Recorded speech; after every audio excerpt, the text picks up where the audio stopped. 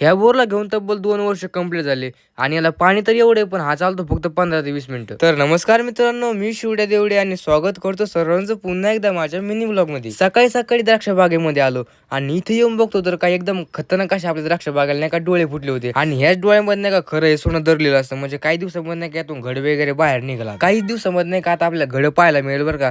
आणि तू मोमेंट खास पाहण्याला असं काका इकडे द्राक्ष बाग छाटणी करू राहिले आणि मी द्राक्ष बागेमध्ये आपला फेरफटका मारतो. ज्यांच्याकडे द्राक्ष बाग आहे त्यांना खास माहिती असेल की द्राक्ष बागेमध्ये किती मेहनत घ्यावी लागते. म्हणजे द्राक्ष बागेत छाटणी केल्यापासून तर द्राक्ष बाग खायला येईपर्यंत फक्त मेहनत करावी लागते यामध्ये. आणि द्राक्ष बागेची एक फवारणी तब्बल 4 ते 5 हजारापर्यंत असते बरं का. आता प्रत्येक शेतकरी का हरभरा पेरणी तयारी लागलाय बरं का. म्हणजे आता काय जण पावसाची वाट बघत आहे आणि ज्यांच्याकडे नाही का भरमसाठ पाणी ते तुषारची पलटी मारताय आणि आम्ही एक उन्हाची वाट बघतो केव्हा ऊन पडतंय आणि केव्हा आपलं तुषार चालू होतं. आणि पाऊस तर काही येत नाही पण आभाळ तर एवढं येतंय जे सोलर पाणी मारतं ते पण बंद करून टाकतंय. आणि आपल्या वावरामध्ये नाही का हा एक बोर आहे बरं का. याला घेऊन तब्बल 2 वर्ष कंप्लीट झाले. याला पाणी भरपूर आहे पण मोटर टाकले ना फक्त 15 मिनिटं चालतोय. कसं काय बरं. बाकी आपल्या हार्ड चॅलेंज मधला हा दुसरा दिवस, त्यामुळे लाईक आणि फॉलो